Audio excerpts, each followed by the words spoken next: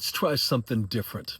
When we talk about having a disagreement or an argument, many times we focus on compromise, and there's nothing wrong with that. But there's what's called the third way out. And what that is something that neither of you have either thought of. So you're not trying to split the difference. You're trying to come up with a whole new different situation or answer.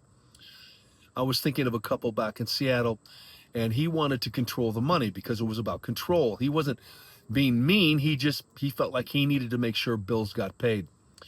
So they begin to spend endless days trying to figure out how to compromise, when in turn they finally just said, let's look at the third way out. What's the third way out? Well, she suggested that if she finds another way to make money, can she have control of that? And the husband said, sure. He thought she might get a part-time job.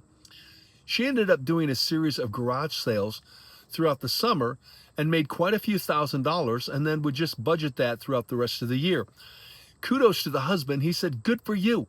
Spend it however you wanted. Now, before, they'd spent literally weeks arguing on how to compromise on who got the money to spend where and how. And when you go to the third way out, guess what? Whole different idea, whole different mindset pops into place, and they solve their problem without any hitch. And again, kept the relationship in whole. Hey, the husband gets to control the paycheck, and the wife, with whatever money she makes, she gets to control that. And she was much more excited to go Christmas shopping that year when she had her own little stash of cash to use for gifts. So again, we can spend a lot of time trying to find the perfect compromise. Again, there's nothing wrong with that, but maybe just a switch in the mindset and look for the third way out. And remember, if you're in a relationship, I'm here to break you up. What do I mean by that? If we can find what would break you up, then we know what to fix.